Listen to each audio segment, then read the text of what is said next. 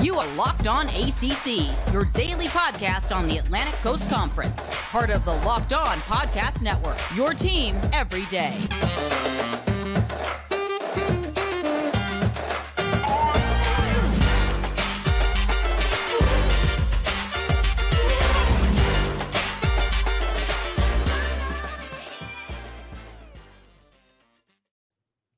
Poppin' friends, we are ready to talk more about some ACC football for the 2023 schedule. We've got the runner-ups here that are going to be gracing our stage as we roll through North Carolina. I hate to break it to you for the people that hate when I talk about UNC, but that's just the reality of the beast. So here we are with Kenton Gibbs of Locked On ACC as well, formerly of Locked On Wolfpack. We're going to roll through North Carolina's 2023 football schedule.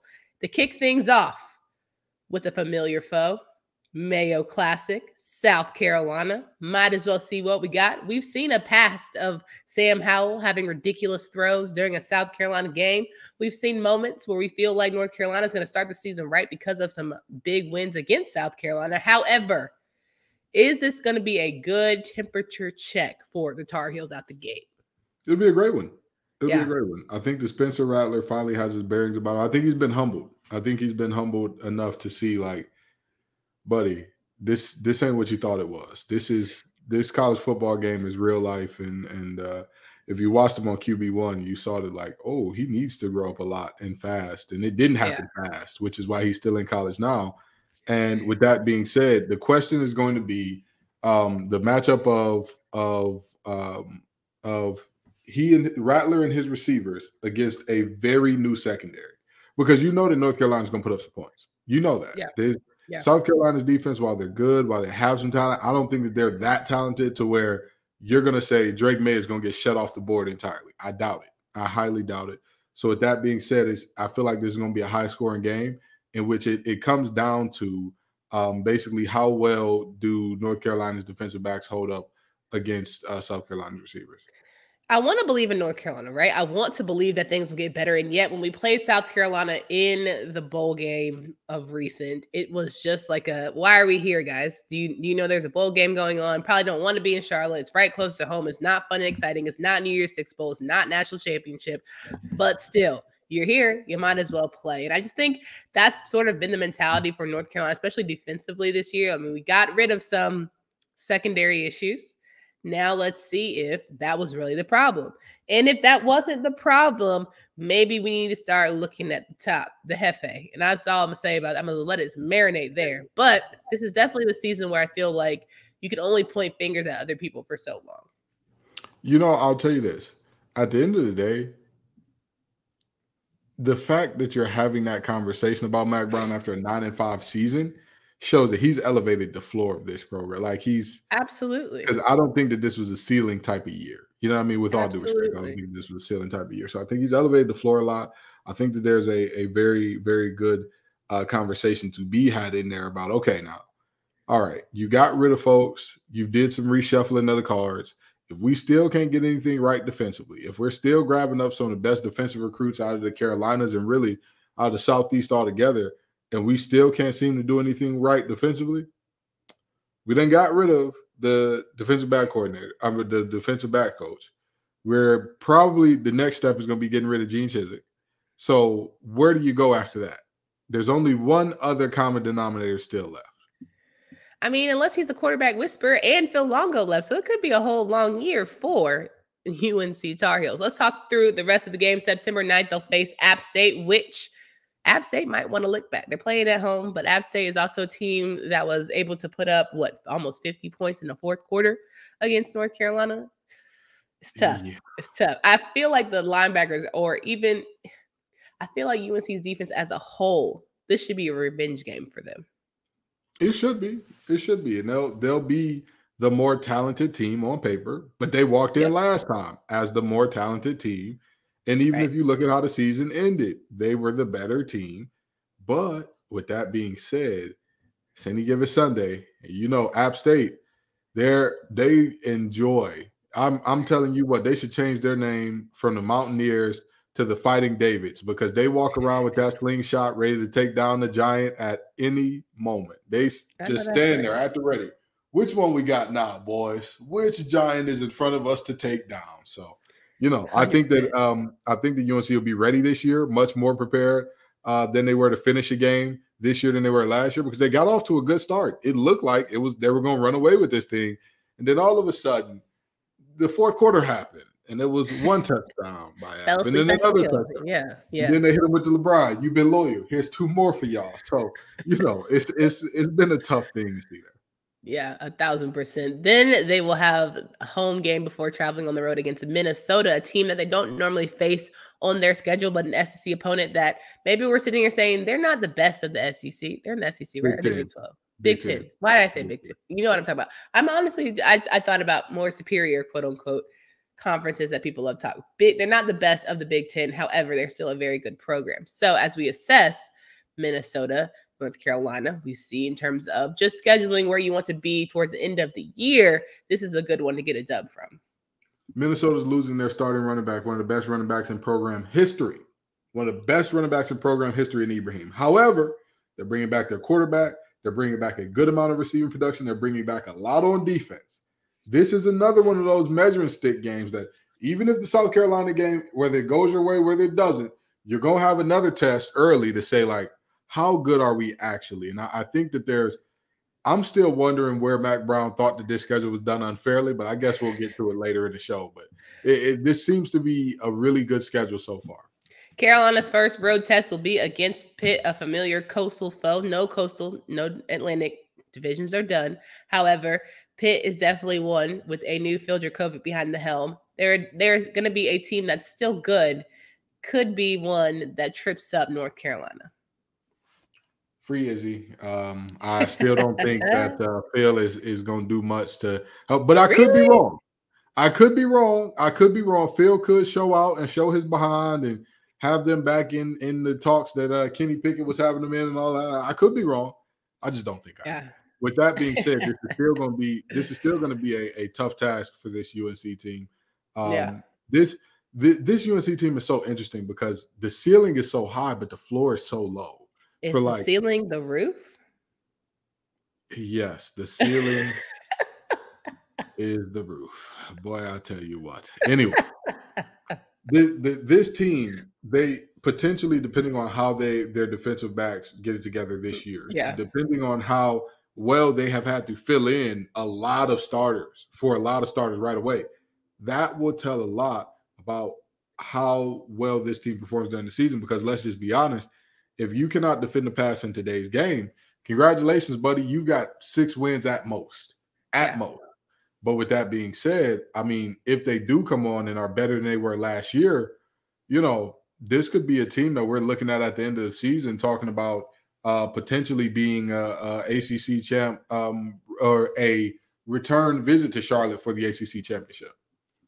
Next up, we'll have North Carolina. Well, they'll have a bye week. Then North Carolina goes October 7th to face off against Syracuse.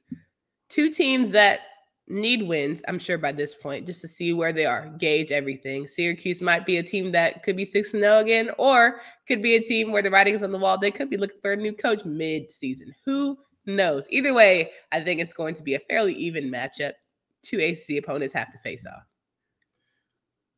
Give me UNC info. You understand? I understand. This is not going to be a close game. This is not. Yeah. Shout out to the Fighting Dino Babers. Dino, you're a friend of this pod. You know you are. Yes, you are. You know you are. It might be time, bud. If you need another job, we will throw on the third co-host here to let you talk some. No, we could break the tape down, but boy, I tell you what, if last year wasn't it, I can't remember what old band it was that sung that song, but if you don't know me by now, if you don't know Dino by now, you ain't never gonna know him. He's not a winner. I'm sorry. October 14th, you'll have North Carolina face off against Miami. Now, this has been a sort of back-to-back. North Carolina has had Miami's number the past few years, but Miami is apparently getting better. They're not back, but they're getting there. So, is it easy dub for the Heels, or actually might be challenging? This should be a challenging game. I'm going to tell you this. saying that Miami is back. They're like the Texas of the I ACC. said getting back. Back. No, but I'm not blaming you because it's not you who does this. There are some national talking heads that after 2 wins, they beat up on Louisiana Lafayette in the Southeastern Directional School for the differently abled, and everybody's like, "Oh, they're back! They're back! Miami's back! They're back!" I'm gonna tell you this much: this should be a fairly close game. Miami is on year 2 under Mario. And again, I don't think that this is the year for Miami to outright win the ACC, but I think that this will be a year where they kind of establish themselves as, all right, we're serious. We're a serious outfit. We will not be blown out by Middle Tennessee State. October 21st, North Carolina will take on Virginia. It's really up in the air of what Virginia is going to be. I don't think they're going to be much. I think this is going to be like a rebuilding year. I'm not too optimistic about what we see from the Who's. We talked about Dino and him looking for a job. Coach Elliott, we don't know you like that. You know, Dino is our cousin. Dino, our cousin on our mama's side. Coach Elliott, our cousin on our daddy's side. We don't know him for real. I'm just letting you know. You know what I mean? Like, Coach Elliott, you probably going to have to update your Indeed too. You know what I mean? You probably going to have to get on LinkedIn. And I think they give him 2 more. Don't worry. He going to have to open the work little green tab under his job. I'm sorry. They can't fire him this year off the strength. Like, he has to rebuild and get through, the ramifications of what happened last year. But I mean, and the crazy part is they were doing bad before the tragedy. So it's like, it doesn't help. The tragedy didn't help things. That's just almost like an outlier completely. But like, there was some huge struggles. Right? Mm-hmm. Okay. What's telling you that they can't fire him this early? What's telling you that? I just feel like that AD is going to give him a little more time, a little more grace. Well, yes, because Virginia's AD is slow to move, so I get that. Probably. She's not going to run to fire him, especially all encompassing. She's going to do like that. Oh, if you look at everything, all encompassing, we're going to give him time to bounce. But she's going to give him 2 to 3. I'll even get 2 to 3. All right, North Carolina, October 28th, faces off against Georgia Tech in Atlanta. And we know when North Carolina goes to Atlanta, they act like they ain't got no sense. And Georgia Tech figures out how to be a good team. This has been the thorn in North Carolina's side. Good or bad, Georgia Tech has found a way to beat UNC. And can I say something real quick? I just want to say something. Please. Mr. Mack Brown. Mr. William Mack Brown. Can I tell you something? Keep them boys away from Magic City. Keep them boys to a strict curfew. Keep them boys in their room, because there is no other reason that y'all should have had the struggles that y'all have had against Georgia Tech as of late. Ain't no way. Georgia Tech beat them at home last year. Ain't no way. Yes, that's also true. Jorgia Tech, and that was terrible. And that was after Sims decided, like, hey, y'all having a terrible season. I ain't hey, man, Jeff, it's been such a tough year, but I'm glad you're here with us, man. We gonna get through this together. Y'all gonna get through this. I don't know. North Carolina has to get over this hump. I feel like it's kind of like the Florida State hump that they have for whatever reason. They can't figure it out, good, better, and different, but that's definitely one. Should they not beat Georgia Tech, they do have a get back mentally recover game in Campbell. Should be a dub, probably homecoming, one of those. They know how to schedule to give people all the good hopes and vibes. Then the next home game would be against those Duke Blue Devils. Last year, it was a great game in Durham. This year, I feel like it's going to be a better game in Chapel Hill. Excited to see Riley Leonard versus Drake May. The defenses are a year older. It might come down to just the last couple plays. I'm going to tell you this. Riley Leonard and that head coach over there, I'll tell you what. My dog. I'll tell you what. This is the game. This is the game where if I'm y'all and I'm saying, like, our season is going the way we wanted to and everything's still in front of us, or we've taken some losses that we probably shouldn't have, but we can get up for a game. This is it.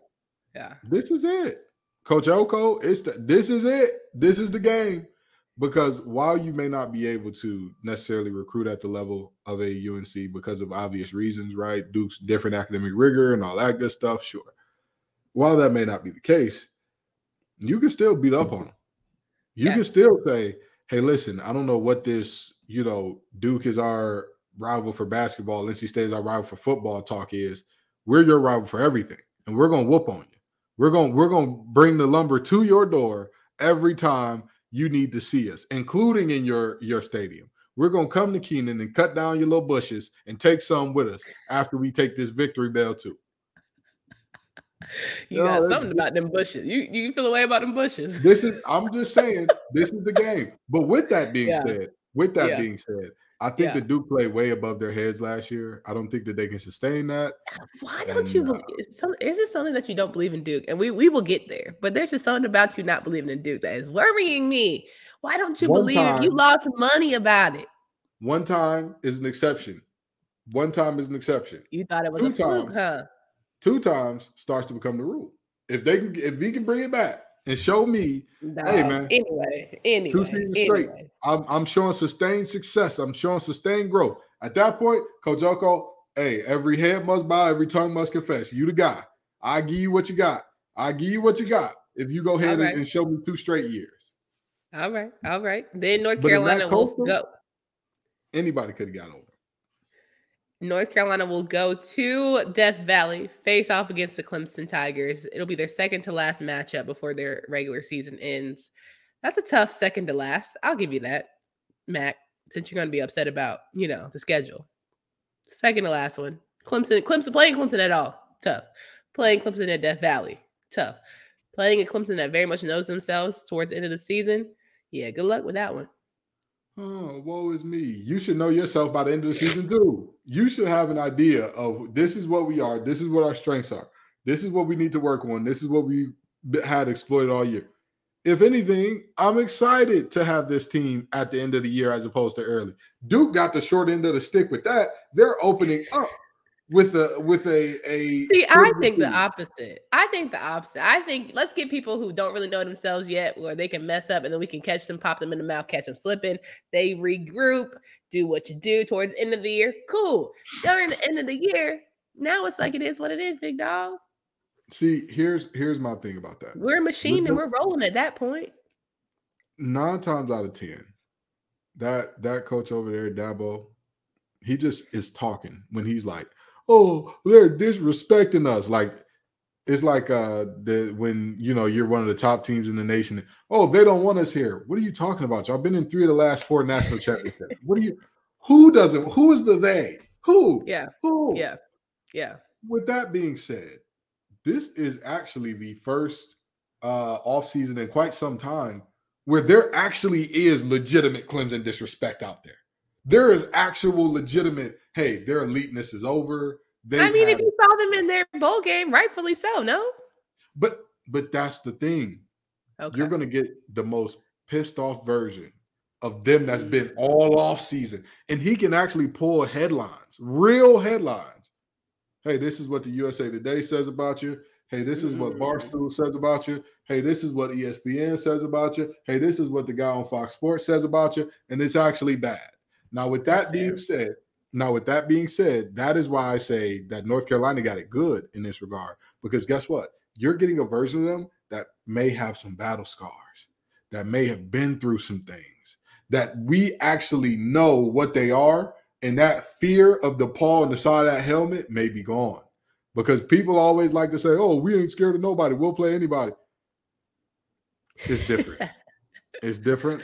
I have seen it with my own 2 eyes, looking around and knowing that guy doesn't want to do this. He's not in this today because he saw that whatever for me, it was that nose helmet. There was, boy, that was when Jameson and them were rolling. I saw some looks on some faces where I knew, this is well, hopefully Drake May will again be established himself by that time, and he'll be leading that team in a positive way, and we'll know who the good wide receivers are, right? We know Josh Downs is not going to be there. We know that we have some guys that are leaving us, but hopefully that run game with Marion Hampton can be improved. Hopefully, we see Elijah Green step up in big ways. And I think defensively, said Gray returning is going to be huge. And can they just stand toe-to-toe? I will be pleased if we just see a toe-to-toe matchup that doesn't go in our way. Cool, whatever. even for this next one, when they travel to Raleigh to face off against NC State during Thanksgiving weekend, if you can give me a competitive matchup, I would be more pleased and okay. I'll live with if you can do that. An easy matchup that goes dog fights, do what you had to do, came up short. This ACC is very this is a very interesting year in the ACC because it legitimately, not just because of the abolition of divisions, this is legitimately a situation where you don't know who is going to be what at the end of the season. Like, we have no clue. We have like legitimately no clue. We have no clue how good Miami can be. We have no clue how good NC State can be. We have no clue how good the team we're talking about, UNC, can be. We have no clue about a lot of teams in terms of, like, if you were to tell me NC State walked into that game at 9-2, if somebody told you that, would you believe it? Would you say like, that's possible? No. Okay. All right. Well, most people would say yes. I'm just kidding. Yes. It's possible that could happen. It is possible. And if somebody told you that NC State walked into that game at 4-5, would you be like, it's possible? No. 4-5, dog. No. I'm sorry. You're right. It's 11 games. So 5-6. Mm-hmm. I don't think NC State is going to be 5-6 by any means, stretch of the imagination. But is it possible? Is there a world where it's possible I can win $1 million tomorrow. I'm saying, barring everybody stays healthy, they just are not a good team. Like, is it possible? If everyone stays healthy, I don't think that North Carolina State is going to be 5-6. Well, you got a lot of faith in NC State, and a lot of people are a lot of Wolfpack I fans. picked them to win the ACC last year. So what do you mean? Like, I don't believe they're 5. I believe they've risen above that, even that being in conversation. And here's the thing: to me, you're replacing a ton defensively. Your starting quarterback, who was all world and all that, did not show last year, got hurt early. You had to start 4 different quarterbacks. You're having a new offensive coordinator and a quarterback that's new to Raleigh, a run game that left a ton to be desired, an offensive line where you're replacing. But long story short, there's a lot of teams that have a lot of what could they be. This game is one of those throughout the record books. This is pure old-fashioned hate. We don't like you. You don't like us. Let's see how it goes. Let's line them up and see how it goes. But I'll tell you this, depending on how the season goes, this shouldn't be a close game for UNC. If they're having a good season, NC State's having a bad one, this should not be a close game. But I think North Carolina is struggling because 2 out of their last 3 are throw the record books out kind of conversations. I think that's what maybe led Mack to say that in his whole schedule isn't in our favorite type of mentality. Maybe. Just, I'm projecting. I have no idea. Maybe that's what his whole, disgruntled aspect of it. Because when you look at it, as we have gone through each opponent, I'm not seeing the Mack. I don't feel like there's anybody here that I'm like, only person I'm like, okay, immediate L is Clemson. And even then I'm like, well, just, you got to put the pads on. But beyond that, I'm not seeing what he's seeing. Listen here, old Willie Brown. I don't know what your problem is. I ain't coaching nothing, but I don't see what he's seeing. Again, I do get the whole like, 2 rivalry games coming down the stretch and a game against the defending ACC champs in between. I get that. I understand that. But at the end of the day, show and prove, big dog. Go do your thing. 3 out of 12. 3 out of 12. 3 out of what? Yeah, 3 out of 12? Yeah, 3 out of 12. Yeah. 3 out of 1/4. Yeah. 25%.